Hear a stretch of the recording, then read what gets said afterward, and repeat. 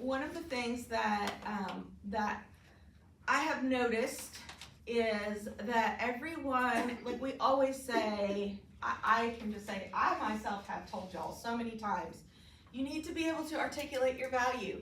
This is where you need to articulate your value. You hear that come out of our mouths all the time. But then we don't ever like help you flesh that out. And some of you guys are like, got it, I know my value, I know how to come up with that kind of stuff. And there are others of you that your brain doesn't work that way, and so you're like, I know I need to articulate my value, but how do I do that? What does that mean? So before we go into practicing our scripts, we're going to mastermind a little bit about articulating our value.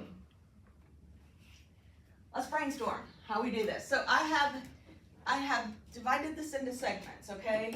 And I've started out our list for us. So I've got 1, 2, 3, 4, 5, 6, 7, 8. I've got eight areas of that we're going to talk about, okay? Because in my mind, that's how it works. Like you divide it into sections, and you think about those sections.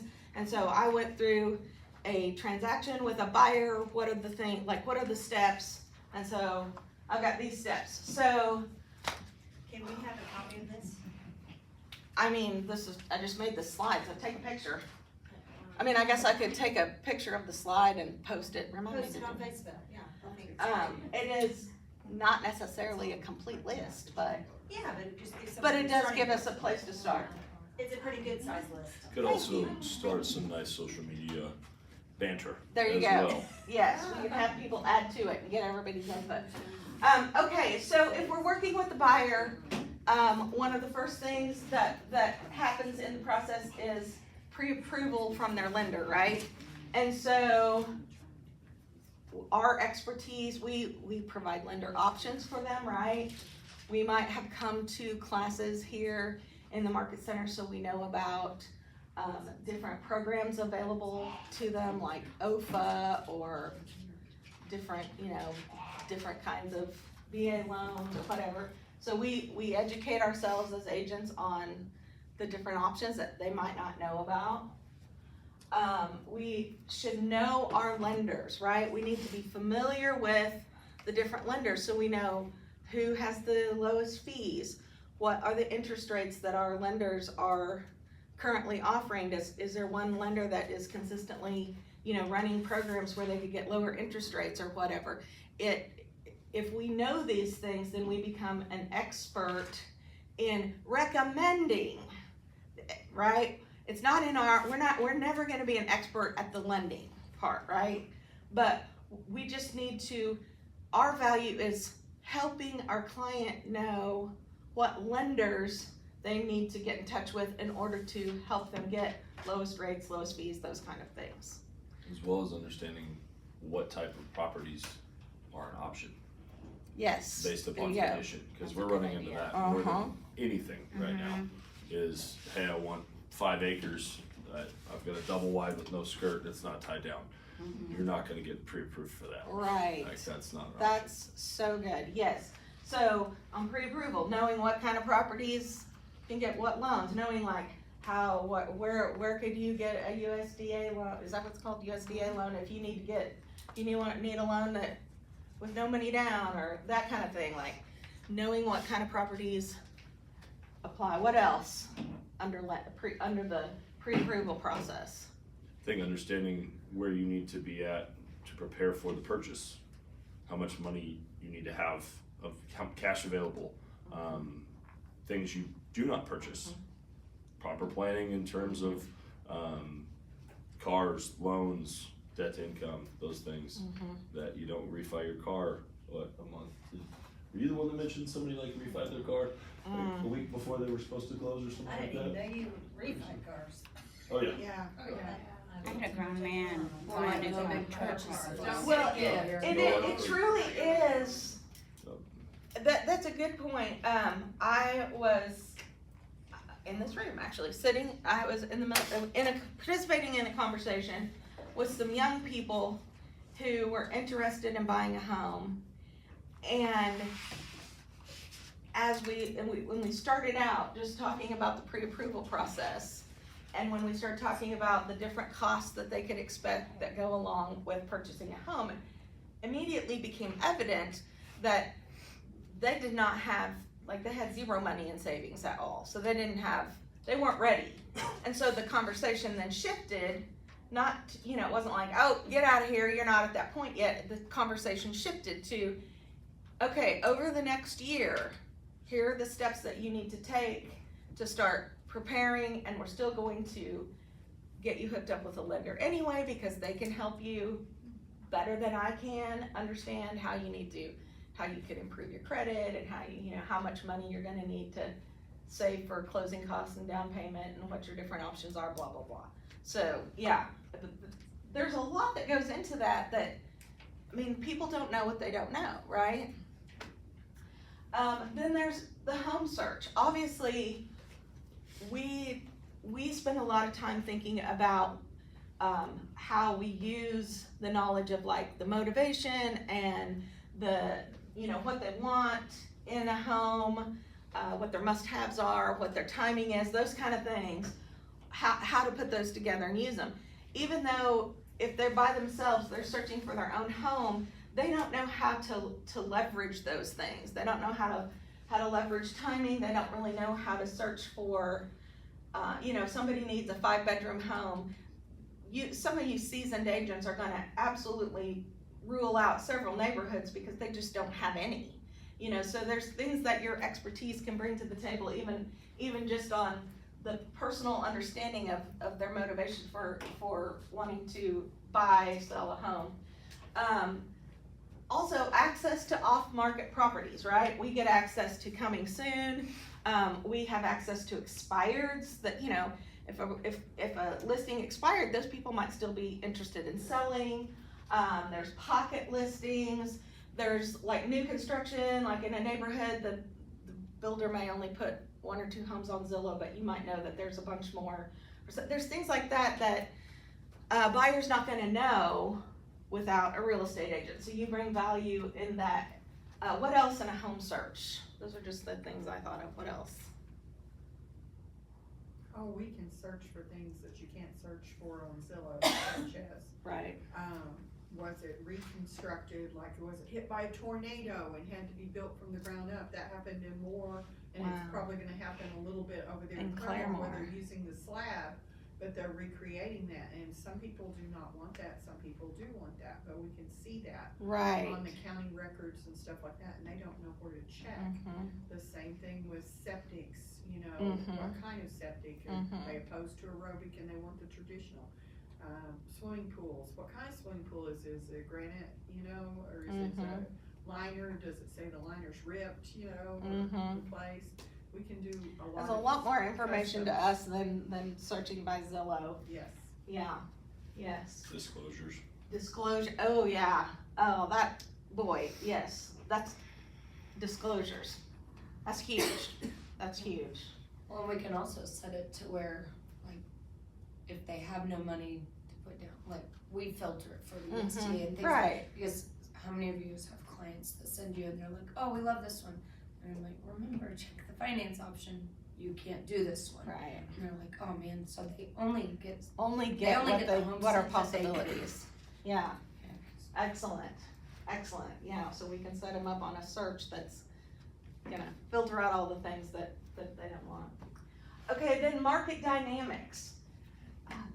A buyer has no idea about the relationships between actives, pendings, and solds. We talked about that in one of our meetings a few weeks ago, about why it's important to understand the relationship between those. And that's what, you guys are professionals, that's what you do. The average days on the market, the list price, the list to sales price ratio for an area, and these things can be unique to neighborhoods, right? They might be able to, like, Google and get a general, for the country, this is the average day on the market, or maybe even for the state of Oklahoma. But you guys can do it neighborhood by neighborhood, right? So the very specific area they're looking in, what, the list price to sales price ratio is, that's gonna make you have valuable information that they would not have access to that's gonna help them make the right offer and like not pay too much for a house or whatever. I think also, like with Tony Pollard coming in, like relationship to appraisers on the unique properties. We've ran into that recently for buyers and sellers, so Yeah, having those resources as well to get ahead of scenarios. yeah, that's a good one. That's good. That's good.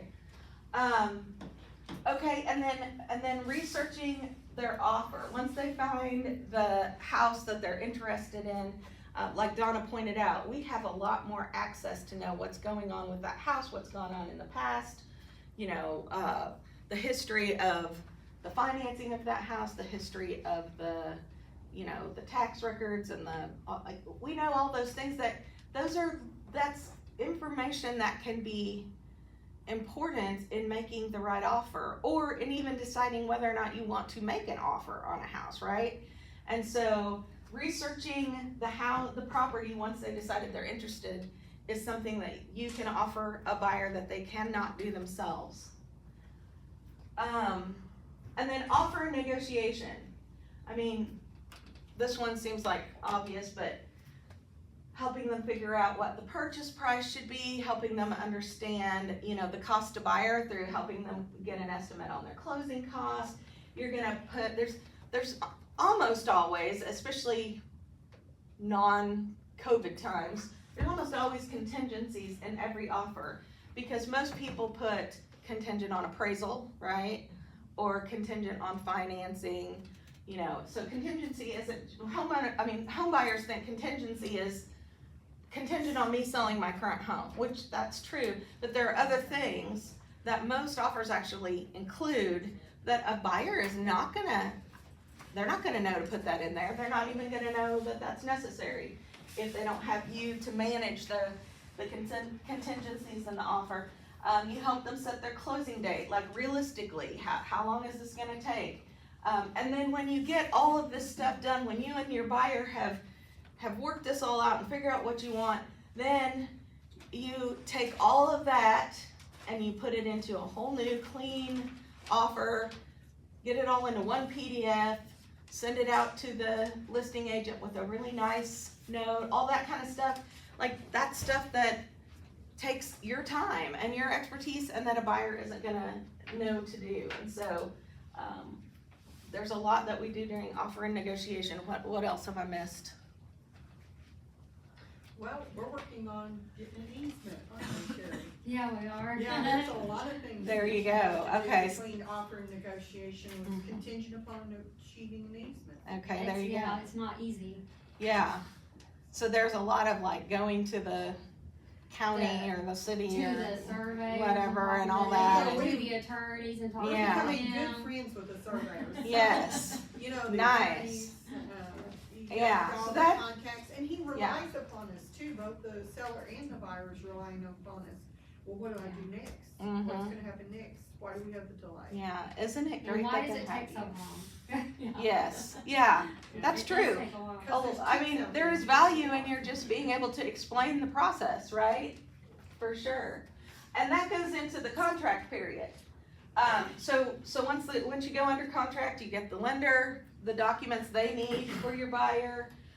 You help manage the inspections, right? You figure out what your buyer probably needs, whatever you decided to put in your contract, and you reach out to the inspectors, you go to the inspections, you help them interpret the inspection reports they get. You manage the timeline, like you make sure that you're getting those the inspections done within that 10-day period or whatever. There's some different timelines in a contract that you've got to make sure that you're hitting, and so you manage that timeline for them while keeping them updated on what's happening so they don't feel nervous or lost. You prepare and submit the TRR for them once you get the inspections back. And negotiate.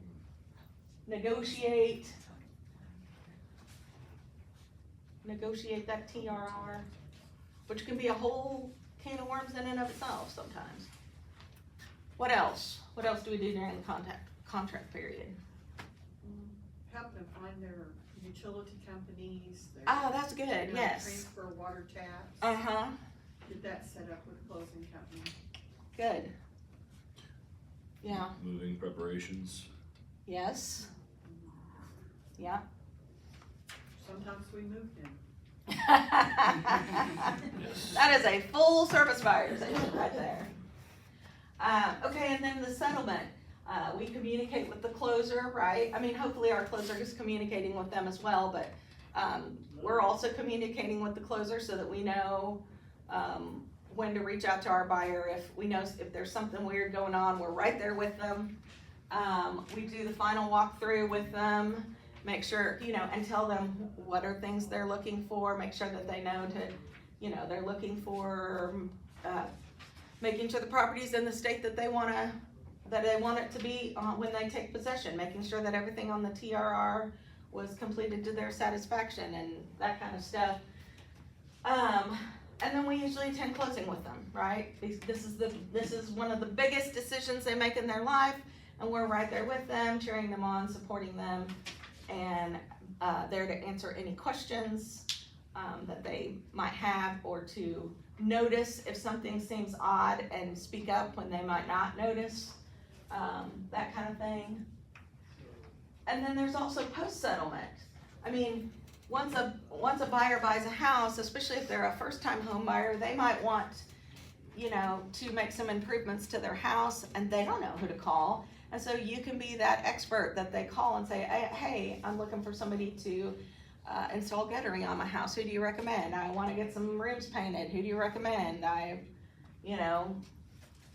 want to get this roof replaced in the next few years. Who should I go to? You want to be that person that they call for those kind of recommendations, because then that keeps you and helps you stay in contact with them, helps you, stay in the top of their mind as the person they think of when they think of real estate and that kind of thing. You also can send out homestead exemption reminders to help them with that, things like that. What else do we do post settlement? With the new construction, we remind them to get their warranties, because if you, the Excellent. builder offers one, but if you do like your HVAC and stuff. I didn't know this with ours, but I did with one I just did, and you can get a 10-year warranty instead of just the 5 if you go register them all. So Wow. we have to. Yeah. Yeah, see, and they wouldn't know that, but because you're a realtor, you know those kind of things, and that's like bringing value to your buyer. And also, File homestead. if your HVAC tech does not register your units to get the 10-year, find a new HVAC tech. So we have, which new construction, they're lazy on that side, but also price heating and air, they're great at registering your units. So if you have the 10-year, Davco's good though. There's several out there that just don't care. So makes a big difference. That's good to know. That's good to know. Give some plugs. Okay, so do we have in our mind, like, things that we can say to our buyer to articulate our value? Like, it is so beneficial to a buyer to have a realtor.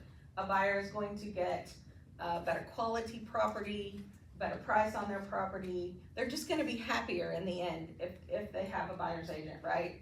Like know that in your heart. Know that this is true. That you are worth the money that you charge to help with these things. These are important things on the largest purchase that anybody makes, so. The other thing we use is the checklist on the production cover sheet. Right. As an overview. So that's another one, and I really like this because I think this is something that we can add a few more pieces to and just show them in one page. Because I've got several different timelines that go out, and it's like we're professionally educated. We've in every one of these fields, and the hours that we've invested into these pieces, you can't quantify. Like the number would be too great at that point in time. Also, NAR has 179 ways agents who are realtors are worth every penny of their compensation. Love that. So you just go on NAR and pull this up, and you know, you can go through here. And they got a lot more stuff than I came up with. 179. Yes, yeah. love it. We Excellent. might be able to add to their list. We can. We might have 200, 300 of them. Yeah. I would say, like, I feel like lately that having that buyer consult, like, our mindset's changed a little bit. Used to, like, we'll meet a buyer at a house, right? We'll show. But how do you articulate all of that during the showing? Like, having a buyer come in, sit down with you, see this office, like, understand it's more than just you showing up and opening a lockbox is the first step to all of this, being able to lay that out and show it, which is huge. Anyone get their buyer broker signed yesterday? Yesterday was first day, right? Yesterday was, yep, that was the deadline. I recently had a seller say It was very to me, he exciting. said, I have a I lot didn't get more my respect sign for you. I did. Good. Good. I love that. First I had day, no so- idea, I thought you just put it on MLF. I know, I got Maybe it. we'll get some I respect. got it. Yeah. Because I was like, how are we? All right. I got that. Who's ready to do some acting? Okay, here's what I want. I've gone back and forth in my head, and since we have a smaller group in here, I'm just gonna ask you guys what you think would be beneficial. Everybody learns differently, right? So we have two options here. We have the option of we can have volunteers come up front, do the scene, we can all comment, add whatever as the audience, or we can divide up into, everybody can get a partner and do all the scenes with your partner. Where you're actually the one speaking in all of them. Which do you think would be more beneficial to you? The actors. I mean, that's definitely the more fun way to do it. A or B? Well, and we can learn doesn't from wanna get other up front. Right. yeah, Wow. I'm not going to be the actor. Wow. volunteers to interview. She does not. She learns from here.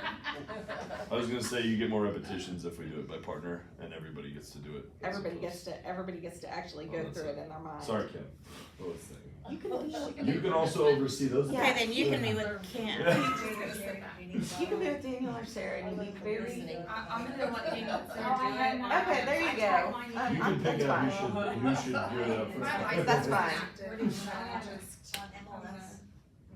Okay. I just don't have my mind right planted at all. To me, it just blows me away. I don't know what I'd say if I had to do You it. can ask me. It's- Okay, here's what we're gonna do. I'm making an executive decision. So wrong. We're gonna start out, and the first one, we're gonna go through it together. We're gonna do an upfront one, okay? So that everybody, like Ginger's saying, I don't have my mind wrapped around this. So let's do it together. We'll kind of mastermind it out, what the conversation should be. And then I think I have five or six scenes here.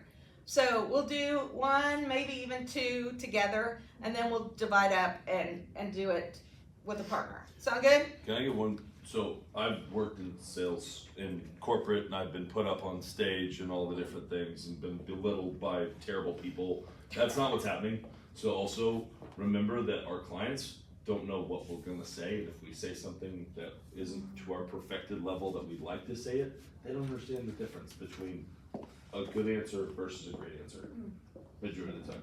So, also, we're all here to help each other, not to Yes. make fun of each other, and if you Right. stumble, it gives us an opportunity to learn, to walk through that. So, Yeah. I'm saying that because I've been the person that's been put up front and then put in that situation, so I want you all to know, that's not where we're going. Exactly. We're all helping each other, and if you're like, Remember. crud, I don't know what to say right now. Remember, even Patty stumbled, and she's Yeah. very experienced. Also, keep in mind, listen for things that we say wrong. And if you're the person up here and you say something wrong, and someone points it out to you later, it is not like, aha, gotcha, you said it wrong. It's like, oh, we're all doing this. We all are having a hard time remembering exactly what the rules are. So this is what we're here for, to practice and to help catch each other if we say something that is not quite the right thing to say or whatever. don't take offense, be super nice about how you say it, but also, like, if you're the one who says something wrong, like, please don't take offense. That's the whole point, is to do it now and catch yourself now, so that when you're with an actual client, then it'll go more smoothly. Everybody good? Okay, who wants to be my first two? I need a buyer and I need a realtor. Who's my buyer? All right, Donna, you come on up here. And Daniel, are you coming up here to be the realtor? Not me. Just kidding. Oh my gosh. I can switch if you don't wanna do that. I don't care. Who's the buyer? Either one. Donna, you're the buyer. Okay. Daniel, you're the realtor. Okay, here is the situation. The buyer is moving from California to Oklahoma. They are working with a reload company that gave the realtor their name, and they are in town for 1 weekend only and must find their dream home. Okay, so there you go. Donna, give your realtor, or no, Am I in this- difficult in or the- nice buyer? Well, you can do it whichever you want. Daniel, you have this name that you've been given by a reload company. Why don't you reach out to Donna? Are we on the phone? Are we in person? On the phone. Okay, on the phone. There you go. Okay. Ring, ring. Ring, ring. Hello. Hey, my name is Ian Bushram with Keller Williams. This is Donna. Yeah. Hey, Donna. I got your information through so-and-so's reload company because I heard you are relocating with your business to Oklahoma from California. Is that a fact? Oh, absolutely, yes, I am aware of them, yes. Yeah, that's great. It's really excited about your company's investment in our community. Really love working with them, and in fact, we've actually helped them with several relocations, and so we're pretty familiar with the process. I have in my notes here that you're planning to be in our area next weekend, and that's when you're planning to look at houses. Is that correct? I'll be flying in on Friday night, and I have some meetings early Saturday morning, and then I have Saturday afternoon available, and probably Sunday afternoon. Perfect. So what I did was I went ahead and made time in my schedule for the entire weekend so that we could look at some homes, make some plans, see what you like, find out kind of an opportunity for us to get to know each other, but also for me to figure out what you like, because we may not find everything in that one day, but then I can kind of see houses the way you see them, and then we can find the perfect place for you to land. Now, just from the top, have you ever worked with a realtor before? Absolutely, I put several properties in escrow. Yeah, and now, in those experiences, have you ever done a relocation with those people? No, we've just put things in escrow, we usually close in about a week, so will it take about a week to close? Typically not. Typically we have a little bit longer process. We see 30 to 45 days depending on the situation. 30 to 45 days, oh my gosh, where am I going, you know? That's kind of crazy, I'm used to a week to 2 weeks. Bring that cash. Yeah, for cash buyers, we can sometimes do that. It really just depends on how fast title gets done. And it really depends on us finding the perfect property. We want to make sure that you're finding a place that you love, not just a place that's convenient. We'd love to make that happen for you. Can we go ahead and set an appointment for when you come into town to go ahead and have a consult? We can stop by our beautiful office in Owasso. We can talk about what options there are, go over some of the homes that I'll already have available for us to see that day. Well, could you just send me some homes and let me kind of preview them before I come out, because I'm gonna be on a really tight schedule. And yes, I do have the cash, so what attorney will we be closing, you know, do we need to get into that or anything? I can just trust you to get it done. Yeah, we work with some of the best vendors in the area, but we always want to make sure that it's somebody you feel comfortable with. And so for sure, we'll set you up on a search, and you'll receive an email here in just the next few minutes with some options there. And when you like those options and you trash the other ones, we'll have a better idea of what you're looking for. Okay, would you like to know how many bedrooms or anything? Yep, that I want absolutely. And what size? I'm looking for probably at least 3 bedrooms and an office, 2 bathrooms, 2-car garage. I don't need a large backyard, smaller the better. And, you know, just something nice that has good internet, must have good internet. Perfect, I will put the search parameters in, sounds like something we can definitely find for you. Okay. What? Um, Good call. What's your budget? How much money do I you would have? say 800,000 and less. I'll definitely send you to Mark Hill, he works with. Run down cash properties first. Works with $80,000. Alright. Oh, we're still going Hello, here. hello? Alright, Hello? we're gonna do this. I think we've achieved the goal here. No, you didn't, You- you didn't talk what about the about- buyer. what about the buyer broker Oh agreement? my gosh, we're gonna do this whole thing? Yeah, but. I wouldn't have walked up here if I gotta do a whole I mean, thing. you're bringing her into the office. Daniel, you didn't do anything. Set the appointment, then You're you go to bringing the her buyer into broker, the then- office. Yeah, no, You're bringing the we'll do the office, buyer we'll broker discuss at it. the appointment that we have scheduled. I would. But you might have her review that before she meets you or something. I don't know, I think that would be confusing. I would like to meet with you in I would person and bring have it the buyer in, that'd be broker good. signed in person. I win people over with my charm, I can't do that digital. What is a buyer broker? You know, in the past, I've just kind of wrote a check and then put it in You did a good job, escrow. Daniel. And then they go ahead and close. Just in a summary, I don't understand. Well, there was a buyer recent broker. lawsuit with the National Association of Realtors where people were steering people towards houses based on commissions, and so now they want us to, define the relationship up front. So, I'm being facetious here, guys, it's not really how I explain a buyer broker over phone to a relocation. I wouldn't probably just even explain that on the phone. No, that's why I didn't, Right. that's why I didn't. I would say if this is possible. Okay, let's pretend, Let's okay, pretend. You're Okay. sending me. You great. wait a minute. Okay. So, fast forward to the weekend, Donna, the client, is here in the office with Daniel. They're getting ready to go out and look at some properties that she has liked from the property search he sent her. He's got some stuff lined up, but they're meeting at the office. Daniel, go. Hey Donna, welcome to Oklahoma. Hi, thank you. It's a fast I like trip. some of the properties. I just wish that Stone Canyon had like little lots, because I'm used to that. Yeah, I understand. That's great. Absolutely, those homes on half-acre lots can be a lot to manage. So what we need to do here is we need to kind of define a relationship. So my job is to represent you in a fiduciary way. That means acting on your best interest all the time. Part of that is that we come into an agreement where we talk about my relationship to you and yours to mine and what I'm going to do and what I'm being held to by a code of ethics and standards. But also part of that is that also let's define how we get compensated. Here are all the ways that we help you and serve and to your interest, pretend list here. But also, we want to be able to have the assurance of knowing that like we're in a relationship together, that we're working together. And so this is called the buyer broker service agreement. And what you're going to find here is all these list of things here. Notice number 7, where it talks about compensation. And compensation talks about a percentage there. I've written in 3% because that's what we typically work for with most of our buyers is 3%. Now in the past you may have seen where this was something that was compensated by the seller. Many sellers are still doing that, but legally they can't advertise it anymore. So now we work on the basis of you are going to pay me 3% to help you in the event that someone isn't paying for that 3%. And that's identified here by this line and this line.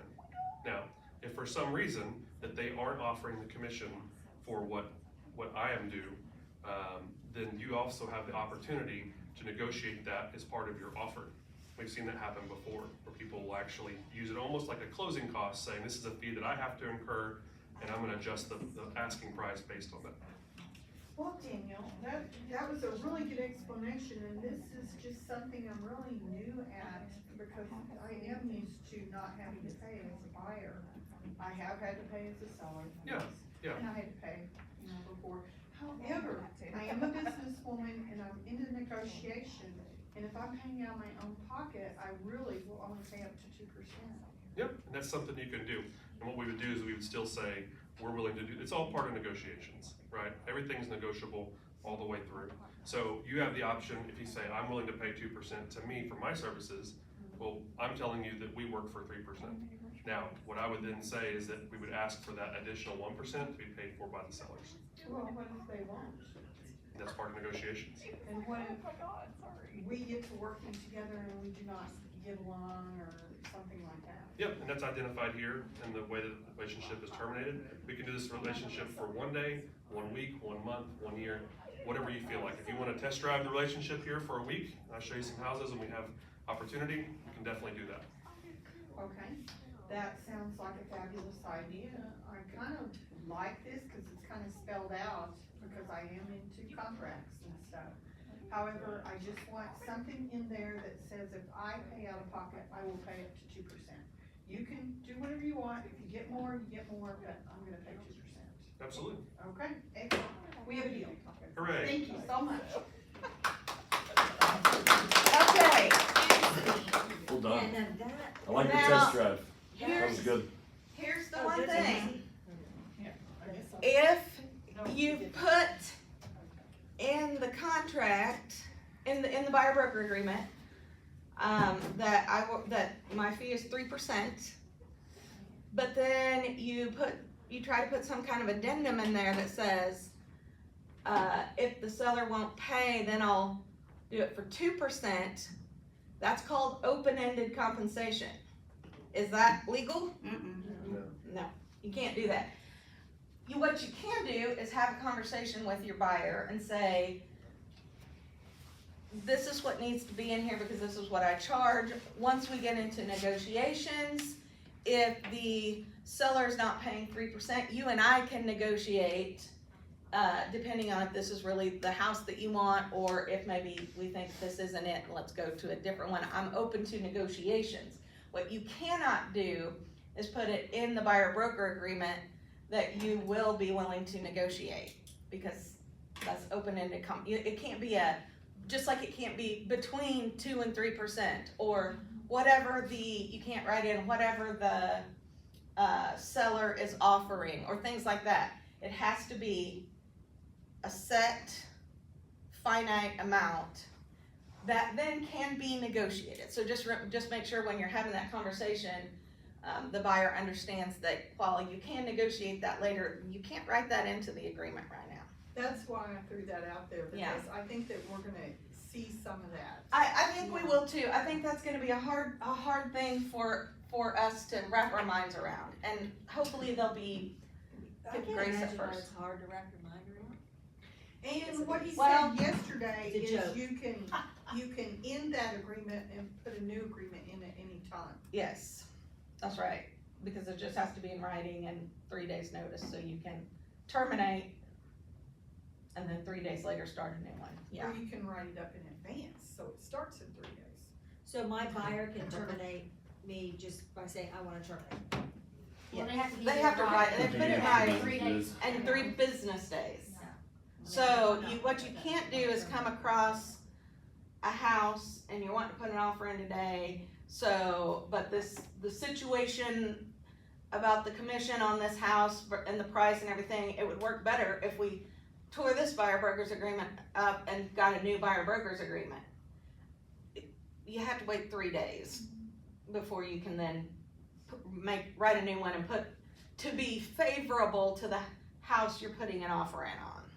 So if you're trying to, in a way, we're manipulating the system a little bit, which is fine, but you gotta do it within the rules. He said something also that you can cross out something on the buyer broker agreement and both parties initial it. You So can, the same one stays into effect, but the terms have changed. right, You can go down, but you can't go up. right, yes. So if you want to, if like say you and Daniel found your dream house with a small enough yard, but they were only paying 2%, and you were adamant that you weren't gonna go above that, Daniel could cross that out, write in 2%, or write an addendum, or write it in, wherever, in writing, on the contract. Daniel initial it, you initial it, that's going down, yes. I think that's illegal, personally. I think if you can negotiate it, it should be negotiated, period, either way. I think I'm required to go down is. You're not required to go down. What I'm saying is, Oh. you can only allow me to negotiate down, Well, I think that's illegal. Okay, here's what he said about that yesterday. I'll sue Okay. somebody. Now, NAR says you can only go down on your commission, you cannot go up. This guy yesterday he was a real estate agent and an attorney, and he said, Well, technically, the way the law is written, you might technically be able to go up on your commission. But he said, what message is that sending to your buyer if you come to a house that say you've got 3% written in and they're offering 4% and you're telling your buyer, oh, we're gonna mark this out and I'm gonna take this other percent. When what could happen is you could take your 3%, which you were perfectly satisfied with, and use that 1% to either take the house price lower for your buyer, to put towards their closing costs, that kind of thing. Like, think about the message you're sending to your client. You're coming across like you're greedy. And so he's like, we don't recommend that. That seems sleazy, but could you possibly survive a court case if you do that? He thinks you might be able to. But at Keller, we can't tell you what to do. I cannot tell you how to run your business, but I can beg you to please operate within Keller culture. And so decide what you're worth up front. Put that down in the buyer broker agreement. Like Daniel, I loved how Daniel was showing, like, even though his client was like, I'm only gonna pay 2%, Daniel was like, I charge 3%. I'm worth 3%.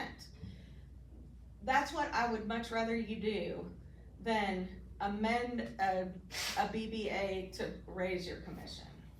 Like, that just seems out of culture to me, in most circumstances. Might there be an exception to that rule? Sure. But just keep it in mind, your goal is to put what you're worth, and then give yourself the opportunity, if you want to, affect the situation by coming off your commission by 0.5% or 1%, that's fine. But I wouldn't guarantee it. I wouldn't offer it right up front. I wouldn't go into it saying, now I know we're gonna have you sign at 3%, but really I'll come down to whatever. Don't do that. Don't sell yourself short. Like, be confident in what you deserve, whatever you think it is, put it in there, and then do what you want, do what you feel is the right thing in the middle of the negotiations. Does that make sense? Okay, and I use the example where I was listening with someone and they're like, hey, he knew about the new law, and I said, he goes, well, I don't know if I wanna pay you full percent. I said, full commission, and I said, well, he goes, what are you gonna charge? I said, well, what are you thinking? Cause I put it back on it, and he's the one that said 9%. And I was like, what? And he's an engineer. I mean, he's a well-educated person. So sometimes we presume people, right. Yeah, and that's why you sell yourself short. It's like, oh, I'm gonna do it too. Were you like, I will take less, thank Yeah. you. Yeah. I mean, I was just like, we didn't even really discuss it after Take that. that But I just think sometimes we presume great people are news. going I'll to split it with the other fight, day. that they're gonna fight you on that. And I think What's most of the his time, address? they aren't gonna fight you. They may question you one time, and then if you keep going, they're not gonna question you. I just know that I was in the office the other day, and I heard an agent speaking, an experienced agent, and she said, the seller just wanted to pay 2% to the listing, or the buying agent. She was taking 3%. And I do not run my business like that. I told an agent that called me today, I said, I respect my fellow agents, I respect my profession, and if I ever negotiate and I'm taking a hit on my commission, I will take that hit. And I will offer that, because I just think that's it, and I think it's the most important thing right now, is that and all the sellers I've just done recently, I've said, do you want agents to come here and not get paid? And they're like, no, we think they should get paid. So, I think if you present it in a proper way, I think they're willing to, provide commissions. I just think that we have to present it in a proper manner. And a reminder, every 0.5% you decrease by, so say you start at 3 and you drop to 2.5, you're reducing your income by 16%. 16.6%. So that's also a reminder too, that if you start at 3, every 0.5 point you come off. Like, Well, and another thing you could do is take your income last year, see what you reduced, just count, what did I reduce, and see how much you missed out on making. How much you would have made if you, Carrie did that to me one time, But then you go, now wait a minute, I'm leaving money on the table, plus you're setting a precedent for them to expect. Cause I think sometimes when you give people a discount, I think they expect and they're not as respectful to you. I don't go to the doctor and say, well, can I get a discount? Oh, you know, I mean, I don't go anywhere else and expect it, so why do they? Right. Well, it's the same thing, like, I think, a lot of small business owners have done this on social media as well, it's like, your friends that own businesses you want to barter with and ask for free food, but yet you don't do that at Walmart. You wanna pay these big mega corporations That have tons of money. an abundance, and then where their margins are somewhere 80 to 90% that they're making off of it, yet you don't wanna compensate the folks that are in your corner working for you. So, we also use the golden rule a lot as we talk about this. We want to do unto others how we want them to do unto us. So, the other thing is we get to set the tone for a profession. It's not like we're in the mattress industry where there's a lot of margin in our product and those types of things. And 67.5 cents a mile is it adds up real quick. And we are the largest group of agents in our area, so we truly, in this area, we truly set the tone. So let's live by Keller culture, win-win or no deal, believe in your value, believe in your fellow realtor's value, and let's proceed accordingly. Okay, who wants to come up and do this next one? Situation, the buyer is the agent's sibling, and they've already been looking for houses for a few months now, but they hadn't signed a buyer broker agreement yet because it wasn't August 5th. They wanna go hunting for houses this weekend. Who wants to be the agent? Sure, I will. Sherry is the agent, and Sherry's sister is, or brother, well, not, I guess it could be brother-in-law. I need a sibling for Sherry. Maybe your sibling. Alright, Mark is Oh. You the can be my, sibling. you can be my brother instead of sister. Alright, let's do this. Your big little brother. In person, you're in person talking. Okay, big brother. Hey, I found a few houses this weekend through your shirts that you sent me, and I'm wondering if we can go like this afternoon. I know it's 10 a.m. I know we usually just go look, but Okay. now, the Oklahoma laws have changed and we have new forms. Every year we get new forms. Well, we got another new form. So I just need you to sign this broker agreement with me before we go look. Sure, can we just do it once we see We the cannot, house? no. No, I've got to explain all this to you. Now, before I show you a house, I'm gonna charge you a retainer fee. And I'm gonna charge you. Really? I'm not gonna do it for free no more. I'm not gonna just run out there and open doors and drive all over Oklahoma. I'm gonna charge you some money and Your get paid for favorite little this. brother though. Like why would you want to do that to me? So, I thought you worked for free for family. not no more. So, up front, you'll have to write me a $500 check and you'll have to make it to KW Realty Premier. And, we'll put this agreement for 6 months. And if you do purchase the property within 6 months, that will go towards your cost on your, commission. So what is my commission cost? You said the retainer fee is Well, that's $500. negotiable, so we don't know, the commission on this will be a 4% commission. 4% But it is commission. negotiable at So, the so end. Sherry, I know I'm your brother, but Inexpensive. is this retainer fee and 4% standard for what you do with all your other clients? I've It seen is standard, some of your yes. other listings that there's only a 2% commission within some of those relocations, or I mean, some of those Foreclosures. foreclosures. But this will all be negotiable at the end. This is not a set fee right now, this is negotiable. But this is what I'm charging you through this broker's agreement. If you purchase a home, we're gonna put 4% in here, but it's negotiable, so we'll just have to see what happens. But I expect you to pay me for my services, cause I cannot work for free, I have to make a living.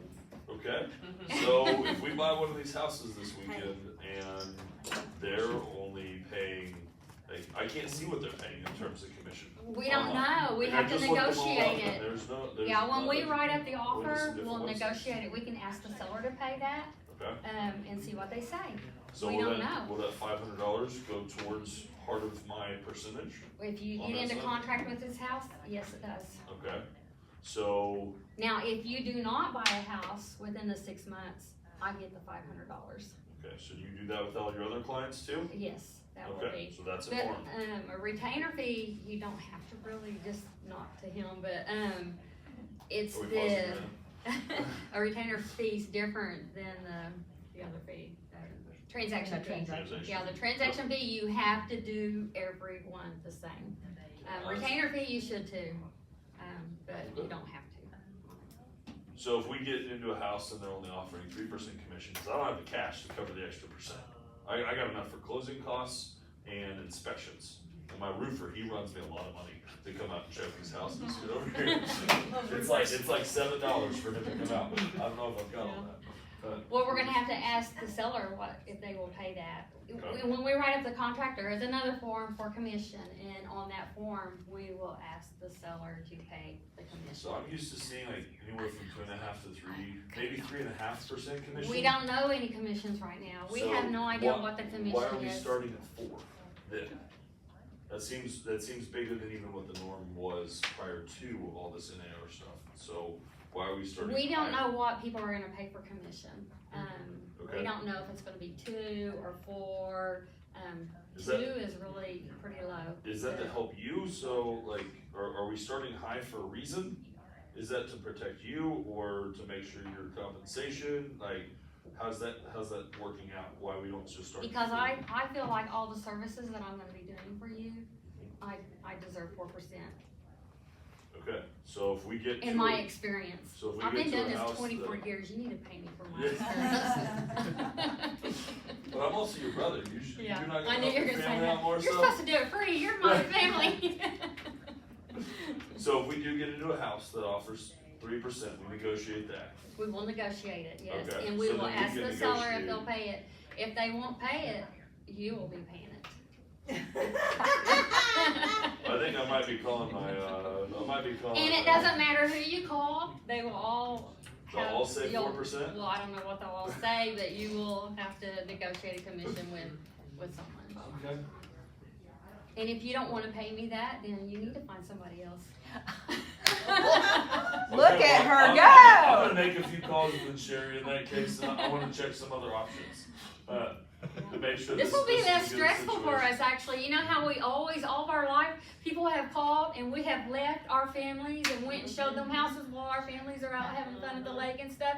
We're showing houses all day long and for no reason. Waste our time and not get paid, you know? Now we'll get paid. Now we'll get paid. Now we'll So get paid you're for gonna, it. you're gonna do retainer all the time? I am, yes, I am gonna start doing a retainer because just think about the gas that you spend, well, I do, Yeah. driving all Driving over all over Oklahoma. the place. Like, okay, I can't do it for, you know, And is I've it- done it for free, but Is that gonna come off Okay. a percentage? To get- Hey I guys, think I'm gonna start at 3.5 or 4 because that way you can go down, but coming up is not good. yeah. Okay, guys, Good this job. is fun and we Good have job. more scenarios to do, but we've got a class, a CE Sorry, class. brother. that was supposed to start at 10 o'clock, so we're a little over. So, we have another class scheduled later in the month to do this, so come to that class. And we'll go over some more scenarios. We'll keep doing this, throughout the month, throughout the next couple of months until you guys feel comfortable. I'm sorry that we didn't have time to finish, guys. So, but thank you so much for being here. You guys did great. Yay! All right, let's get Tony in here.